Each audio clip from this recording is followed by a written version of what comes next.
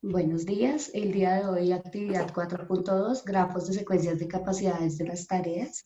El grupo 3 está conformado por Jesús Medellín, Leonela Maya, Andrea Parada, quien les habla, y nuestro tutor, Federman Alfonso.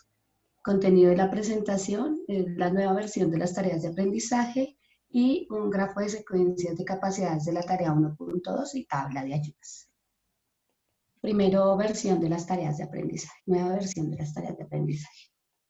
Una vez realizada la actividad, encontramos que era necesario realizar algunas modificaciones a los elementos de la tarea.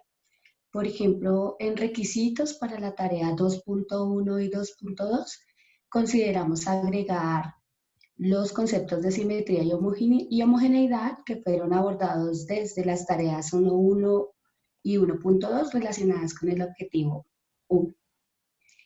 Respecto de las metas, agregamos a algunas tareas la superación de dificultades que presentan nuestros estudiantes relacionadas con la interpretación de los enunciados en cuanto a los datos brindados y su relevancia al momento de abordar la tarea.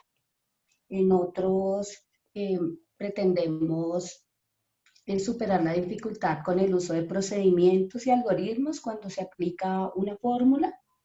Y por último, pues esperamos colaborar en mejorar la argumentación en algunos de nuestros estudiantes.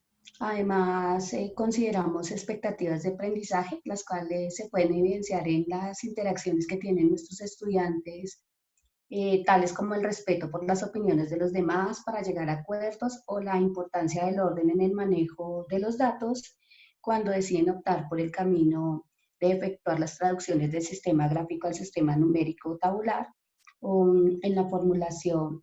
Bueno, otro de los cambios que hicimos es en respecto de la formulación, porque pues las realizamos con más detalle en términos de las instrucciones para los estudiantes, de manera que la información fuese clara y pueda abordar mejor la tarea.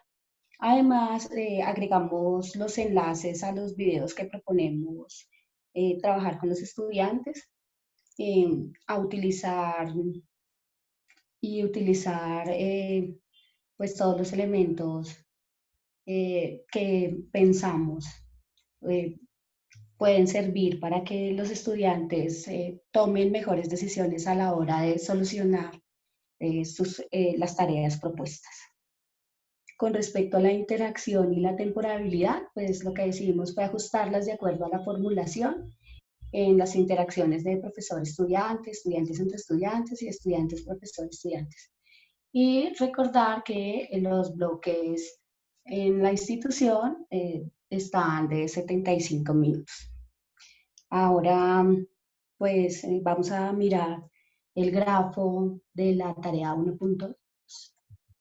Entonces, la tarea 1.2, número de hijos, dice, imagine que ustedes hacen parte de un grupo de expertos en economía y estadística a quienes se les muestran los resultados obtenidos en un estudio realizado a 100 familias acerca de la cantidad de hijos y se espera que ustedes establezcan cómo la cantidad de hijos se distribuye en las familias.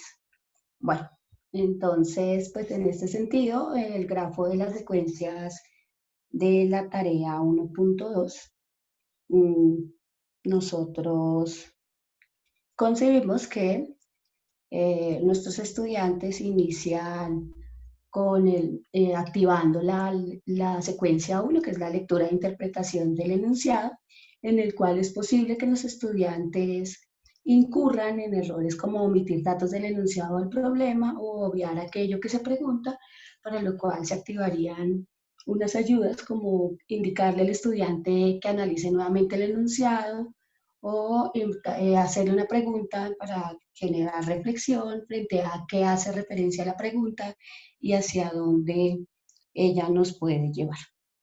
Seguido de ello, entonces nosotros esperamos que nuestros estudiantes efectúen la lectura y la extracción de los datos del sistema de representación gráfico.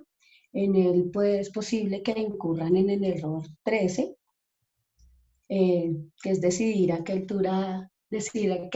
la altura del rectángulo en un diagrama de barras o histograma no es la frecuencia absoluta. Para ello, pues sugerirle o preguntarle cuál es la relación que tiene la altura de un rectángulo con la frecuencia absoluta.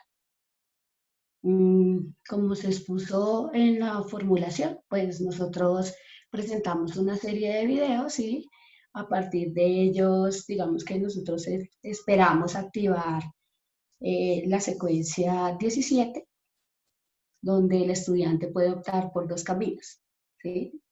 Uno, decidir hacer una tabla de datos o calcular o cálculos de la media, o determinar la homogeneidad de los datos según desde la representación gráfica sin realizar ningún cálculo.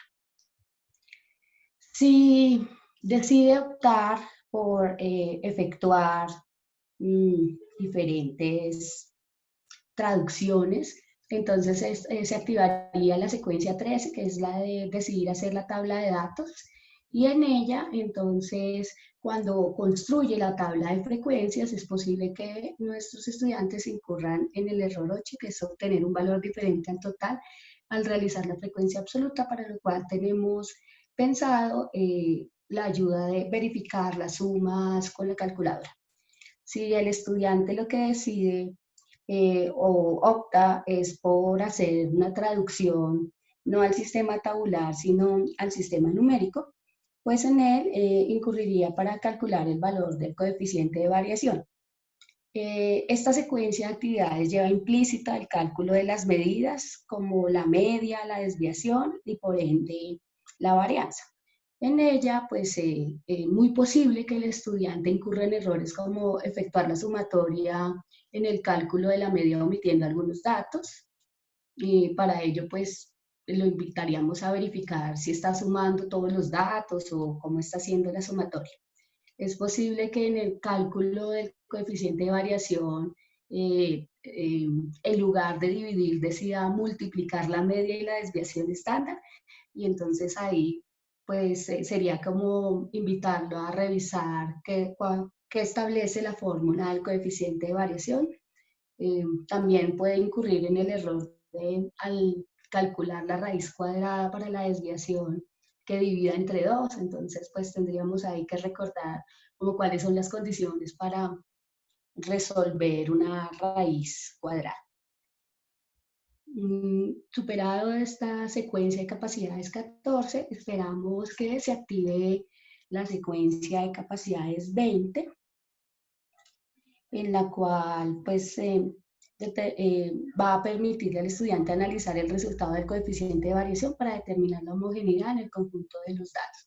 Es probable que incurra en errores como interpretar que el conjunto de datos con menor desviación es el más disperso, y para ello pues hemos pensado en explicar el significado del valor de la desviación.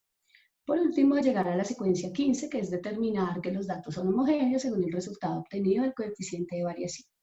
Allí puede incurrir en errores como interpretar cuando el valor del coeficiente de variación es menor a 0,1, que los datos son heterogéneos.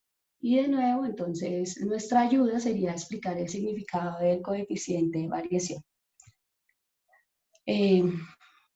Para seguido a ello, pues tendríamos la secuencia 16, que es donde el estudiante valida los argumentos de acuerdo con el análisis de los datos hechos a partir de las traducciones del sistema gráfico al sistema tabular o al sistema numérico. Si opta por determinar la homogeneidad de los datos desde la representación gráfica, entonces esperaríamos que el estudiante active la secuencia de capacidades S25. Y en ese sentido, pues esperamos que los estudiantes observen muy bien la gráfica y puedan indicar qué tan dispersos o separados se encuentran los datos. Y de allí poder activar la secuencia 16, que es la de validar los argumentos de acuerdo con el análisis de los datos. Listo.